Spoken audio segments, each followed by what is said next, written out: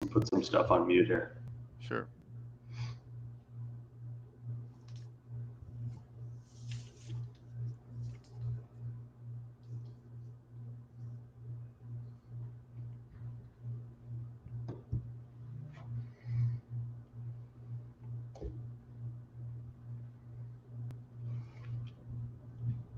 Okay. Yeah.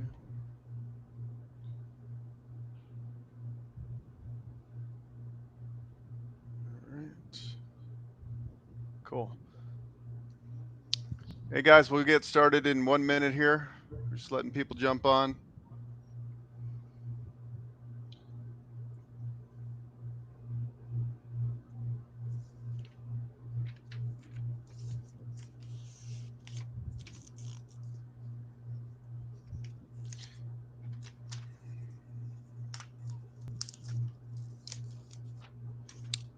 All right.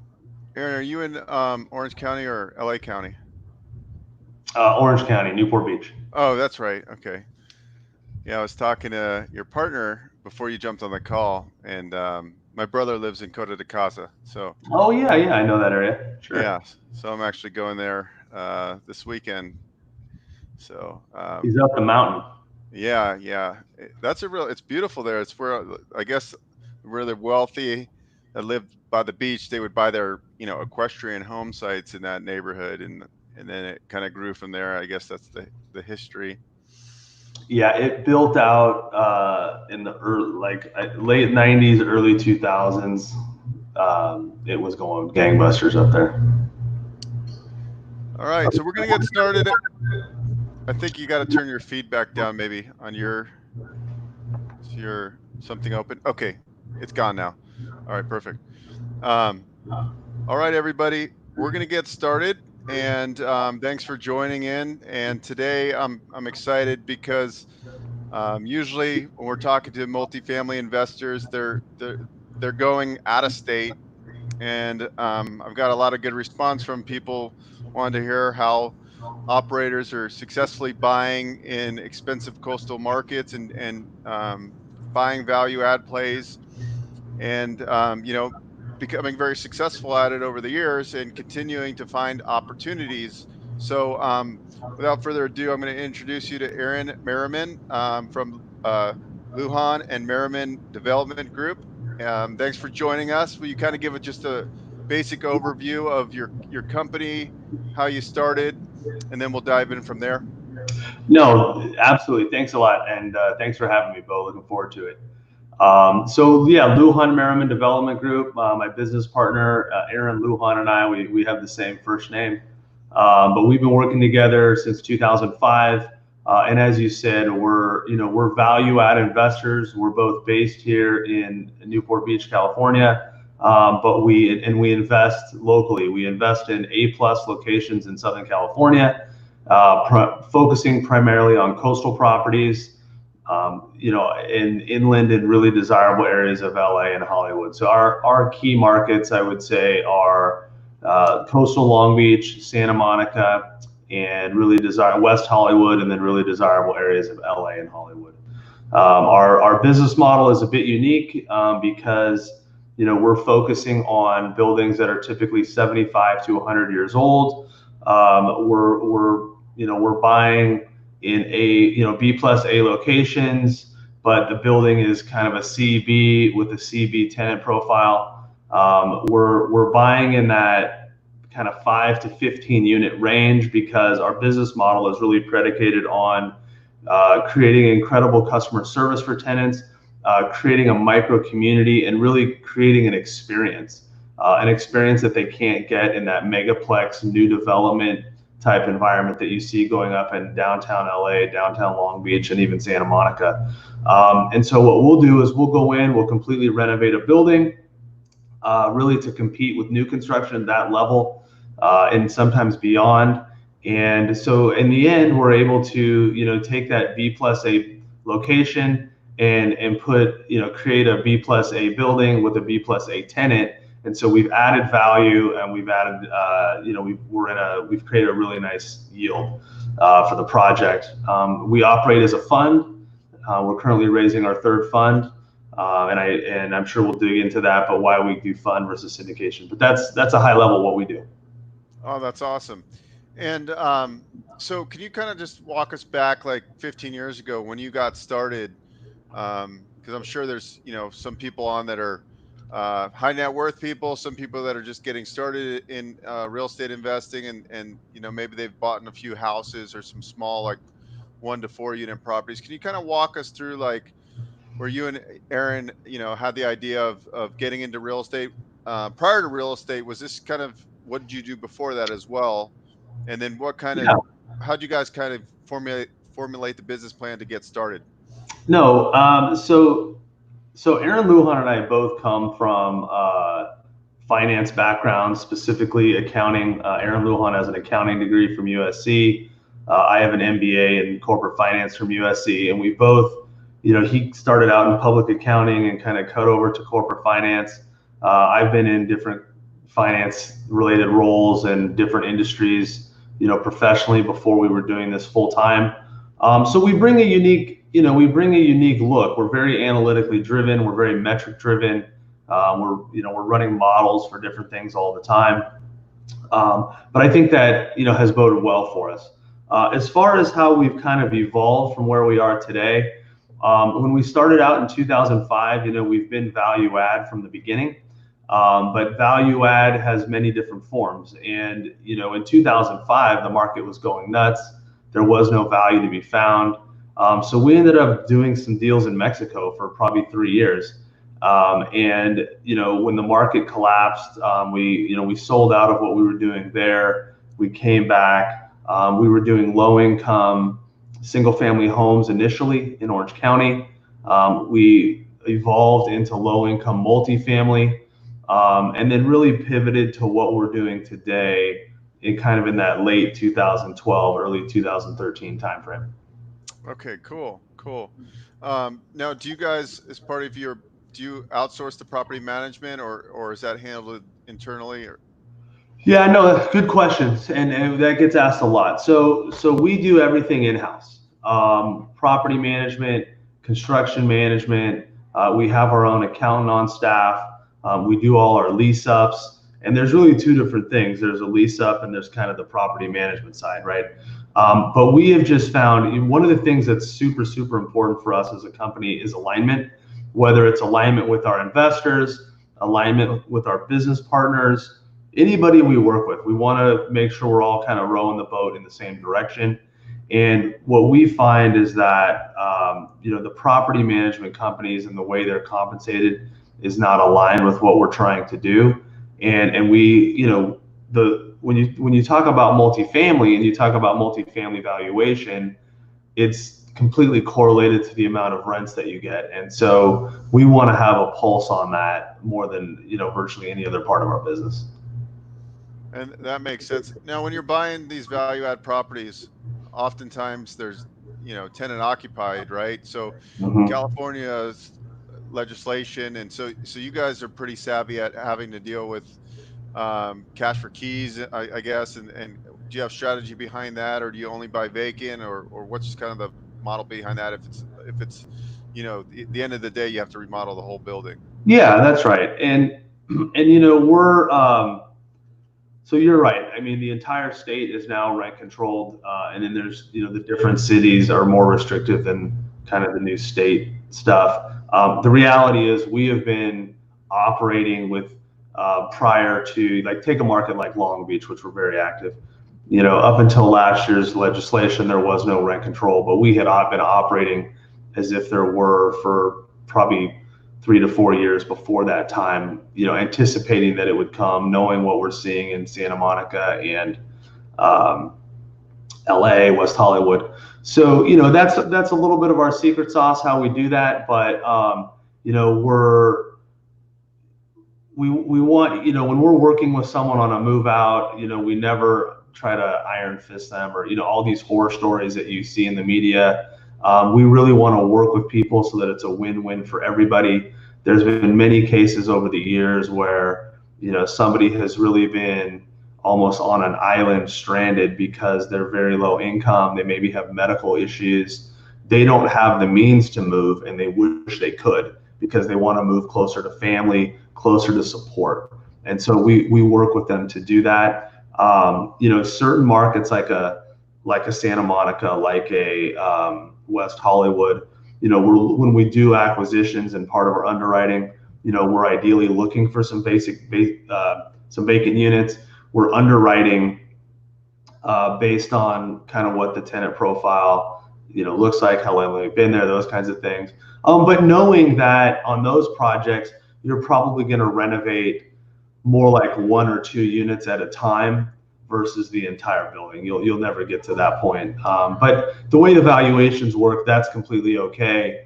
And in Long Beach, for example, we can typically do an entire building at one time. So it's a case by case, but it's certainly it's top of mind, because if you do it wrong, it's going to be a problem. And what's kind of your avatar type property is 5 to 15 units, and just with a value add component. And like, how do you source most of your deals? Do you just have a strong broker network, or are you guys finding off market opportunities through the brokers or wholesalers? What's been kind of your kind of bread and butter where you're finding Yeah. deal flow? Yeah, and kind of to your first question, so the buildings that we buy, and through this time with COVID, we've really been building out our YouTube channel. So anybody that's interested, take out our YouTube channel. We've got past projects, but you'll see a theme, and really what it is, we want private entrances. We want that type of building that's going to create an experience, and it's hard to get that experience when you start pushing past that 15 unit range. And that's why we're focused on the size that we are. We joke, if it looks like a prison, it doesn't matter how nice the unit is. On the inside, people aren't going to want to pay big money to live there, right? And then as far as sourcing, most of our deals are done off market, and that's part of just the relationships that we've built over many, many years.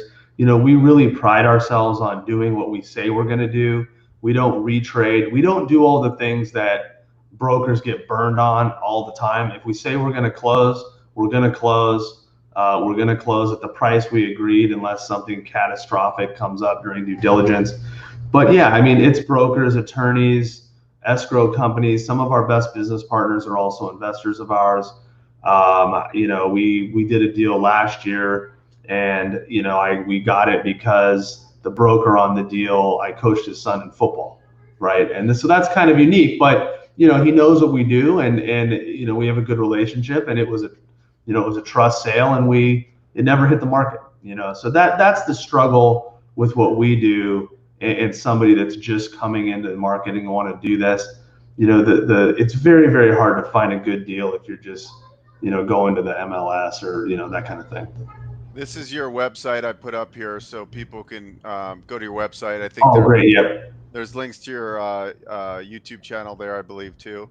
But they can also just go in the search bucket and find you pretty easy. Yeah, it's not hard to find it. Okay, cool. So before you had the fund, and before you had the skill sets of raising money, when you were getting started, how were you financing these deals? Was it just like one-off investors that you were doing JVs with, or from your previous careers, did you have your own capital? I mean, where did you start from that? We started very small, friends and family. Really, our fund one, and was like an evergreen debt fund, and we operated that from 2005 to basically 2018.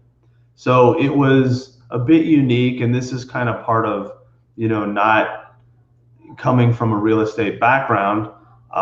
We just developed a model that we thought would work, and we were able to raise enough money against that model. But that really operated like an evergreen debt fund. So people that invest with us, they were getting direct interest.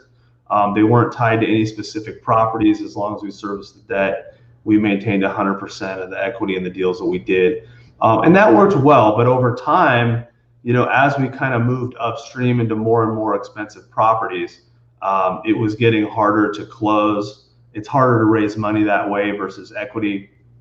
And then we also just had a lot of our investors who especially the ones that were local, because we have investors, I think, in 19 states now. But the local ones that kind of closer to the deals that we were doing, they knew the profits, said, hey, I don't need to necessarily have, a quarterly check. I'd love to get some equity in these deals. How can we do that? And so we looked at syndicating, but ultimately decided to do an equity fund model. And that's what Fund 2 was.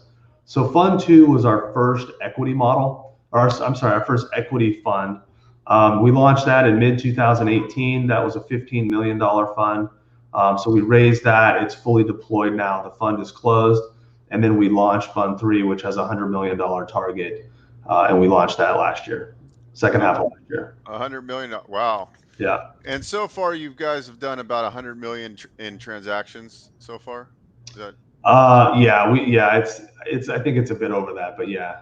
Wow, that's incredible. So you're actually right now in growth stage. I heard today that you actually got a property in contract. Yeah, we did. Yep.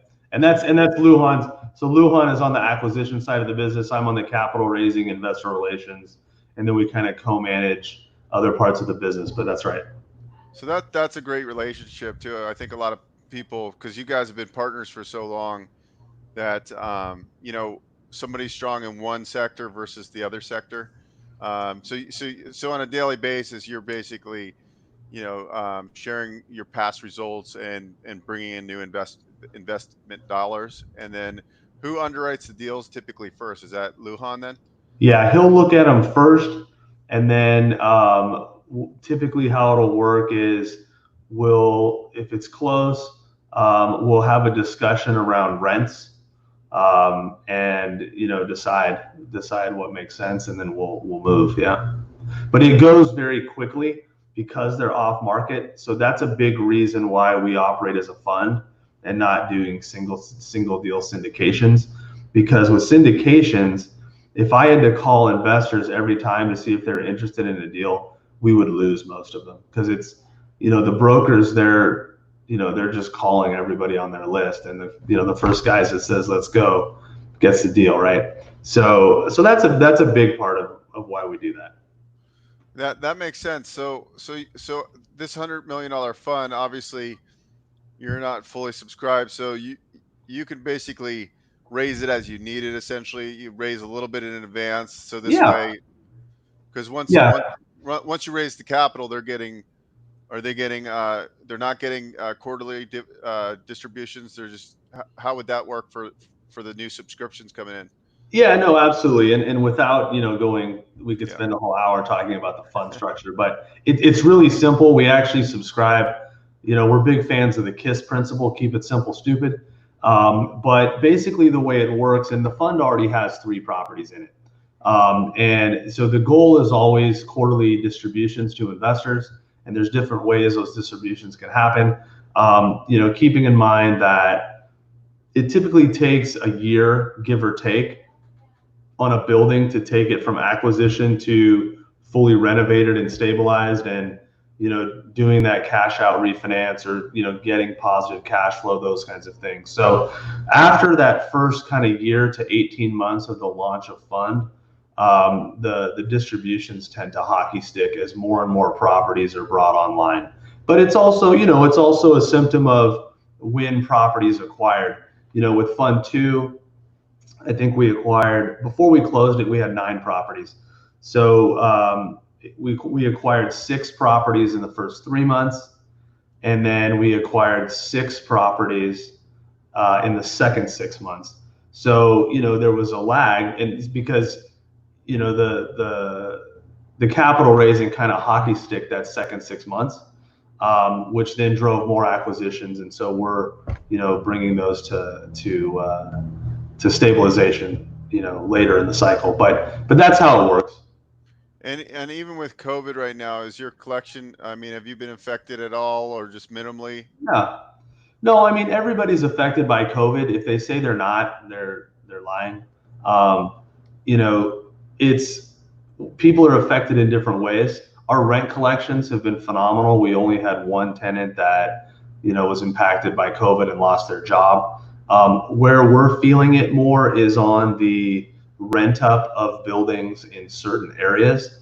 So you take a market like West Hollywood, who is more impacted because you have a lot of people that are in the entertainment industry that live in that area. They also tend to have a very conservative feeling about COVID and the impact on them versus like Long Beach or Orange County.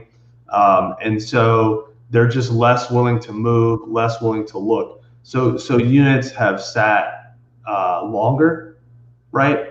And we monitor stuff very, very closely, leads, prices, all this kind of stuff. And so we got to a point where we've said, okay, we're not lowering prices, but it paid off. We just 2 days ago rented a 2-bedroom in West Hollywood near the Sunset Strip for almost $4,000 a month and a 24-month lease. Okay, so it pays to be patient. We've had very good success. I mean, we completely finished renovating and rented up 2 buildings in the month of March in Long Beach. But we had to do a little bit more concessions. Prices were a little softer, but we said, look, because think back to March and April. I mean, it was, there was a lot of concern because you just didn't know April 1st what was going to happen with rent collections.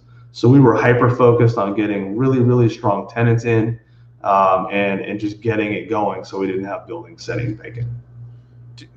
Going back, when you're sizing up these new deals that come through, you get a lead from a broker. Hey, this is a hot property. I mean, do you have like an internal, or do you have like a go-to construction crew that they come walk the property with you? I mean, do you kind of have multiple contractors that you work with and bid it out each job differently? No, so we have a full-time construction manager that works for us. He's our employee. We've done so many of these that Aaron Lujan and I can walk a property. And typically when we're doing that initial walkthrough with acquisition, for acquisition, we will have our construction manager with us. Because for sure he's going to pick up on things that we don't, but we also underwrite our deals assuming the worst, right? So here's a great example. We have a 5-unit building in Fund 3 that has ocean views in Long Beach. It's an amazing property. It's a 100-year-old building. We underwrote the thing assuming we're going to have to repipe the whole thing. We just did the walkthrough 2 days ago. We're going to start renovating. The thing had been repiped with copper, maybe 25 years ago. So the plumbing is going to be a lot less than we originally expected. But you kind of plan for the worst. We'll go in if we think there's some like structural issues, foundation issues, right? That scares a lot of people. We've made a lot of money buying buildings with foundation issues. You just have to know ahead of time. It can usually always be fixed. And you just got to send the right guys in. So, and then beyond that, we've obviously got 50 to 100 guys at any time that are doing different things for us. Those are all 1099 vendors. We have kind of our core guys, but we're trying people out periodically, and just different things happen. So, but there's definitely, it's not like you're every property having 5 things bid out, right? Like 5 electricians, 5 plumbers, that kind of thing. Yeah, that makes sense. And kind of circling back on when you're acquiring these properties because of your fund structure. When we talked on the phone, you were telling me that what I also liked is a lot of people are always trying to get max leverage, but you guys are very conservative. So you're usually only levering the properties at about 60%, meaning you're bringing in 40% from fund money, including on top of that the capex then is all allocated. Yeah, it's actually even lower than that. So yeah, we're really, really conservative. Our investment is conservative. I mean, we stress that when we're talking to people. We also give tours as well, which is kind of unique. So anybody that's interested in investing with us, we'll meet with them in Long Beach, and really in an hour and a half can show them many, many properties. 2 of the 3 that are in Fund 3 are in Long Beach, so I can show those. We can walk them. But our typical deal, we're buying at 50 to 55% LTV. We renovate with cash. So by the time it's been renovated and stabilized with new tenants, we're probably down around 30%.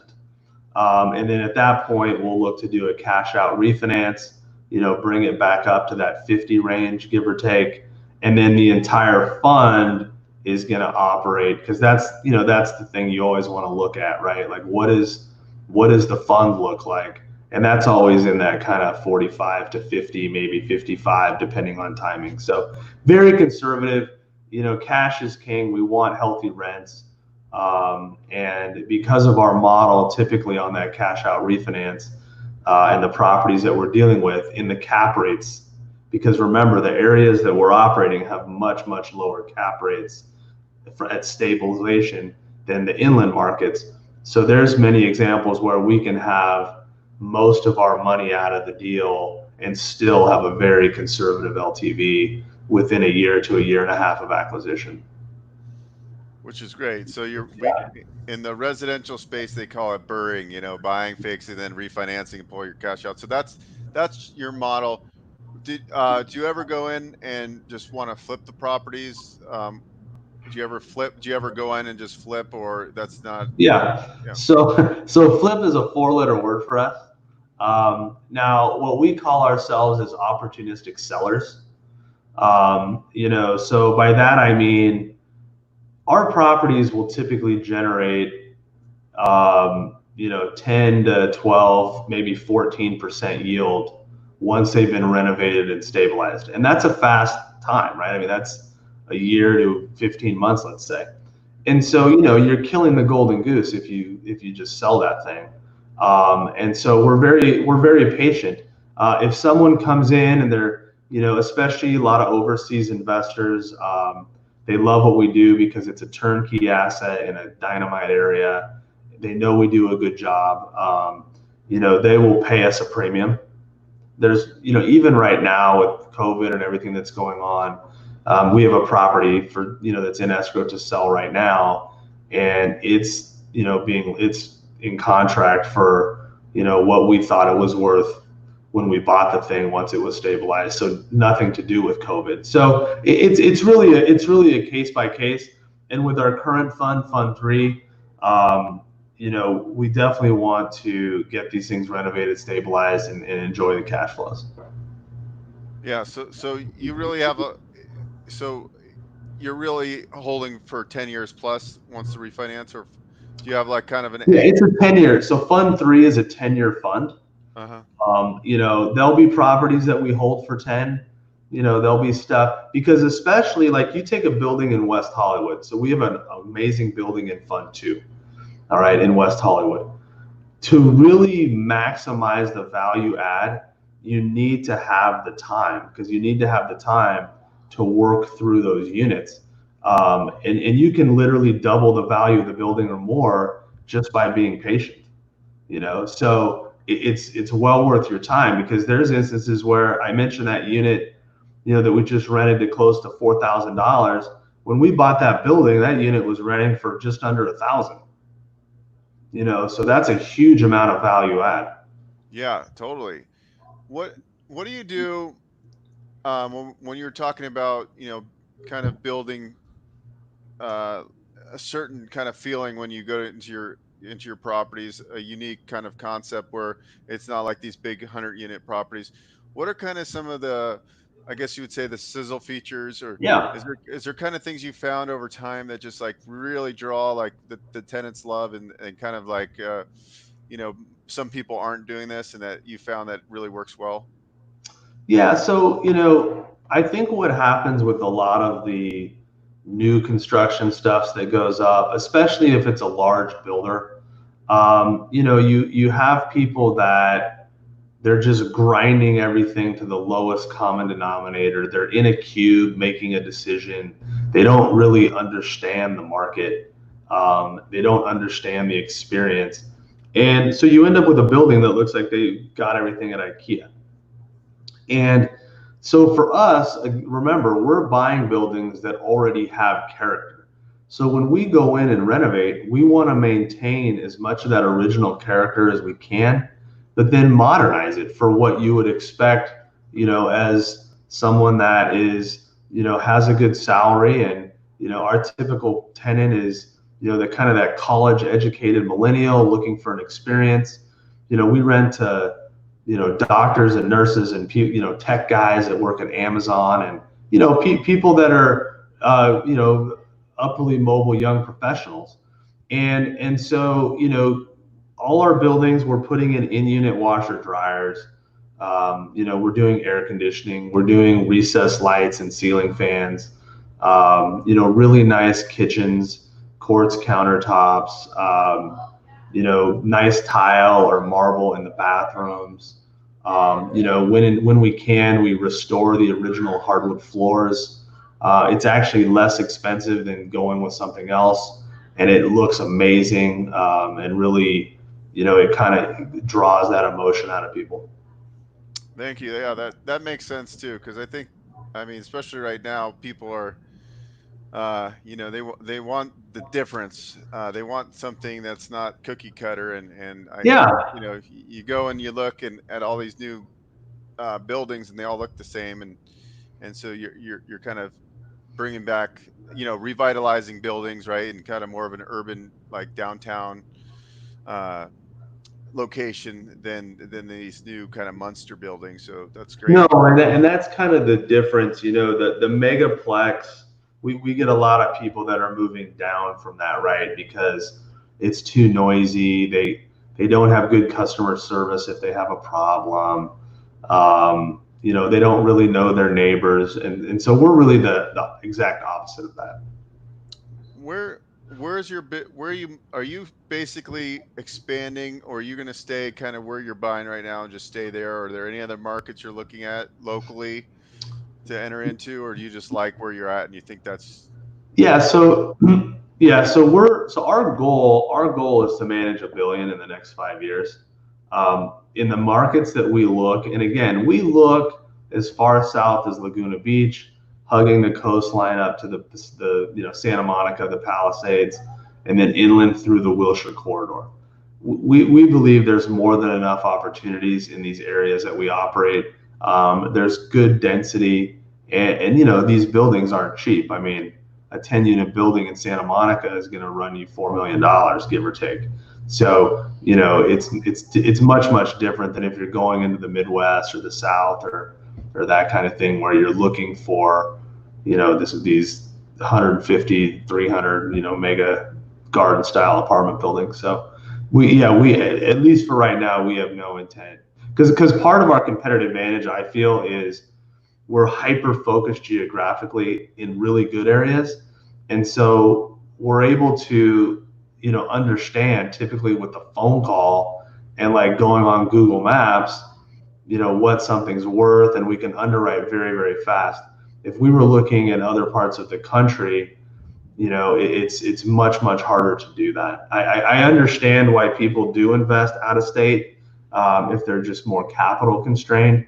But for folks that are looking to be more passive, they can invest with us, example, in our fund, and have that limited partnership ownership and get that same kind of exposure. So that's the big difference. And again, I mentioned we started much smaller and have kind of evolved to where we're at today. Yeah, that makes sense. I mean, for a passive investor, I think if they're looking at different, opportunities where they can put their money and they can actually drive by the property, that's more enticing for some, right? And It is, yeah. No, and people enjoy seeing the transition, like, coming, take an initial tour, maybe, 6 months later or whatever, they go by and they tour when it's finished, or just seeing the videos and say, wow, yeah, I remember when I saw that after you just bought it. I mean, I can't even believe the transformation. So those are fun stories. I mean, we've had investors so we have kind of a standard interior paint color that we've used for years. We have had investors that actually love the color so much they'll paint their own house. So that's fun, and those are the kind of relationships we like to have with our investors. curious if you've ever tried short-term rentals in any of your units, if they're kind of like unique properties, and just your kind of take on that whole market. Yeah, we did years ago, when it was really booming. But we've been off of it for quite a few years, really because, well, one, it's a lot harder. I mean, it's really hard in the cities now. It's illegal in most of them, in where we operate. But what really has happened is, the long-term rents, like, have gone up. They're going like this, right? Where what you can get, from a short-term rate is like this, and it's a lot of work to manage short-term rentals. So we have kind of had a number that, if you're not getting 50 to 60 more percent per month, doing a short-term rental versus long-term, it just doesn't make sense for us, because it's definitely a completely separate business. And the other thing is, when you ultimately decide to sell the building, you've got to really put permanent tenants in there. So then you have vacancy for that amount of time. And, it just, there's a lot of people that are still doing it, but we've been out of it for quite a few years. Got it. Yeah, that's interesting. Yeah, this was really, we're going to wrap it up because we've almost gone already 40 minutes. It seems so quick, but I really appreciate you taking the time, because it made me actually think, like, because I'm always thinking out of state. But I also think there's a great opportunity coming, because a lot of these smaller multifamily properties are their mom and pops, right? So that's also an opportunity where you can really, I mean, if you're trying to go and buy a 300 unit A class property, you're competing with the big REITs and different things, versus, for a smaller, somebody just getting started in multifamily investing, there's a lot more opportunity, maybe even starting with a fourplex. But the 5 to 8 unit properties are probably the ones that are hurting the most, due to management right now, right? If they're not managed, the mom and pops and things like that. So I think that's probably where there might be a lot more opportunity, because you're probably not fighting with as many fish in the same fish bowl, because a lot of people are looking for bigger properties, right? Where you can kind of, Yeah, I mean, yeah, in the range that we're dealing with, it's definitely more mom and pop, and definitely more syndications. And that's where there can be the potential opportunity, because, as you know, in a syndication, if you're in distress, you're doing capital calls, or you're getting foreclosed on. With a fund, that onus is on us, and we have to manage cash flow and, make sure everything's working correctly. We can't go back to the LPs and say, hey, we need more money. So that's a big difference. well, yeah. And also, I mean, the way you're doing it too the leverage is so low. I mean, even if the Yeah. worst case scenario ever happened, you're such in a conservative position that, you know, uh, the world pretty much have to come to an end, right? So No, that, we because of the leverage that we use, we stress test our acquisitions to a 30% rent hit, and it has to still cover the debt. And I mean, 30% is, like you said, the world's coming to an end. if that happens, there's probably a lot worse things. There's bigger issues. We're all in the ocean or under attack. Yes, that's great. I'm putting, Aaron, I'm putting your website up. If you guys are interested in checking them out a little bit more, there's they've got some great resources on their website. And Aaron, kind of any parting words, any wisdom you can give some of our listeners? No, just that, I love to talk real estate, and, if anybody has any questions, you're doing your own deals, happy to chat with anybody. You can email me, a.merriman, like my name, at lmdg.net. There's a phone number on our website, so I'm pretty easy to get a hold of. Well, thank you very much. And thanks to everybody for listening. All right. Thanks a lot, Bo. Appreciate it. Bye-bye. Bye.